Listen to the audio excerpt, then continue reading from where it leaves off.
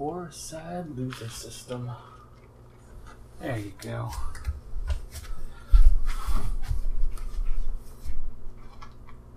YouTubers. Got a stack of games this time. 20 of them.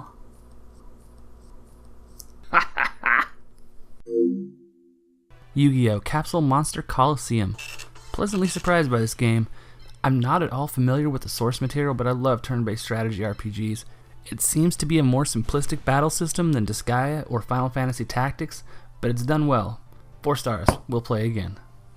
EyeToy Play 2. Remember that 90s show, Nick Arcade? In the final stage of every episode, the winning team would have to beat a video game stage from inside the game. This is what the EyeToy games are, and I love them for it. Unfortunately, EyeToy Play 2 doesn't hold up as well as many of the other EyeToy Play games that I've played before. There's still plenty of fun to be had here, and part of my disappointment came from the technical issues we were having. If you, dearest viewer, ever pick this game up, I recommend the air guitar game. Commandos Strike Force. This is a sneaking combat game. I didn't like it. It was hard to tell what was going on and what would work and what would get me shot. Maybe it's a bad game, maybe it's not. I didn't play for very long. Not my jam. Flow, Urban Dance Uprising. This game had some great music, but I don't want a copyright strike, so heads up, I'm changing it to Dave's theme for Maniac Mansion. Flow, Urban Dance Uprising is a rhythm game that uses the controller. You can use the triangle, square, X, and circle buttons, as well as the D-pad to hit the buttons you need to hit, which is something you need to know, but they don't tell you.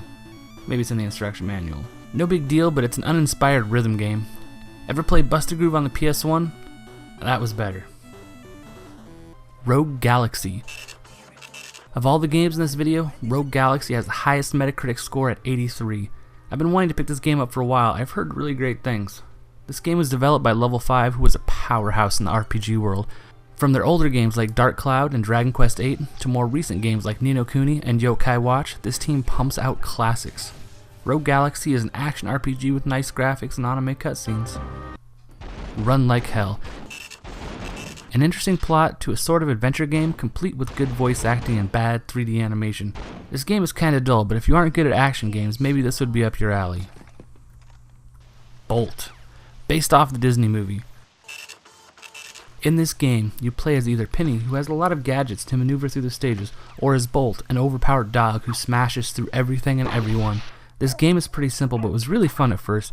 As you keep playing it though, you'll notice that the game seems to run out of ideas. The ridiculous attacks that Bolt has were cracking me up at first, but were just long and frustrating the further I got in. I eventually tried to avoid using his good moves because they took too long and I wanted to get through the stage. Pretty bland on the gameplay. Medal of Honor Collection, 3-pack. Medal of Honor Collection. I popped in one of the games randomly to give it a shot. I was going to say it was the World War II one, but then I looked at each individual box and they're all World War II. I don't know which one I popped in. I wasn't expecting to like this game, but it was pretty fun. I wasn't always sure where I was supposed to go to next. This game has perfectly executed action. It's not too easy, it's not too hard, the controls are responsive, and it's fun. I can see why PlayStation 2 got 3 of these games. High Rollers Casino. Shovelware. Everything about this game is subpar. Boring character models, poor animation, and the few voice lines are constantly repeated. This game is a bad game that was made for a quick buck. Now we have 2 Crash Bandicoot racing games. First is Crash Tag Team Racing. This game had less racing than I thought it would, but that's not a bad thing as the platforming between racing is pretty solid. The racing part of this game has a tag team aspect. You can switch between driving and shooting. It feels kinda cheaty, but it's fun. While I would rather play a Mario Kart game for multiplayer, the single player mode in this game would tide me over for a long time. Next we have Crash Nitro Kart. This game is unforgiving. You know how Mario Kart is kind of unfair in that it always tries to help the players in the back and tries to screw with the player that's in first place? This game doesn't do that, so it's more fair in that aspect, but if you get hit with anything or fall off a stage, it will really set you back, which is super frustrating. More fair, less fun, but not bad. Bode Miller, Alpine Skiing. It's sealed. Haven't played it yet. Extermination. This is a third-person shooter with some adventure game aspects like go over there, pull that lever, grab that thing and bring it back here. The first stage of this game is frustrating, but I wanted to get to the point where I could see some aliens. It's not a great game, but it's good enough. Shin Megami Tensei Nocturne. This is the second highest rated game in today's list according to Metacritic with a score of 82. I love the Shin Megami Tensei games. I think most of us do. It's standard Shin Megami Tensei fare. You can recruit demons and you need to learn and abuse the enemy's weaknesses. The plotline is nice and creepy and fun. I had trouble putting this game down. I look forward to playing it more. Top Spin. This is a tennis game that takes itself very seriously. It's unforgiving, but would probably be a lot of fun if I were willing to put more time into mastering it. Rampage Total Destruction. I loved Rampage when I was a kid. I grew up with the Sega Master System game. The truth is, it's not a very good game. It just has a really fun idea behind it. Be a monster and smash buildings. This more modern take on the game brings one new aspect to the game, being able to climb on the front of buildings. Everything else this game does is worse. It's not a good game.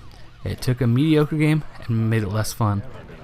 The main problem is that grabbing onto buildings is super clunky, which is not a problem in the 8-bit versions of this game. It looks like this development team is still putting out shovelware today. Rampage, Sega Master System version? Better than the PlayStation 2 version. Full Spectrum Warrior. It's a tactical movement real-time strategy game. I wasn't good at it, and I didn't like it, but I suspect it's a good game that I'm just bad at. Yakuza 2. All this gameplay you're looking at is from the first Yakuza game. This is because I haven't played Yakuza 2 yet.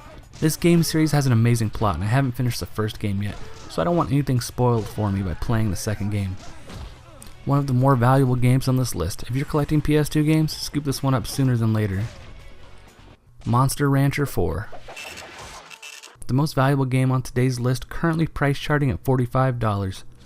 I didn't like this one as much as Monster Rancher 3, but I think it's because they tried to streamline the gameplay a bit, and I was used to the old system. In previous Monster Rancher games, you pick what to do with your monsters each week.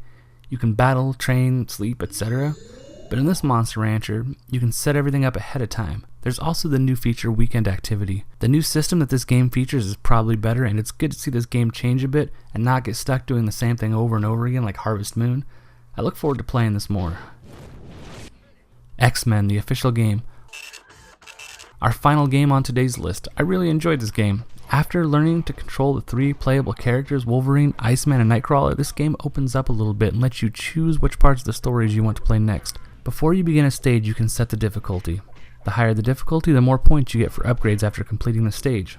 So I started playing on hard when I jumped into the Nightcrawler stages, which made this game a blast. I died a lot and it was really stressful, but teleporting behind the enemies' backs and smacking them around constantly was loads of fun.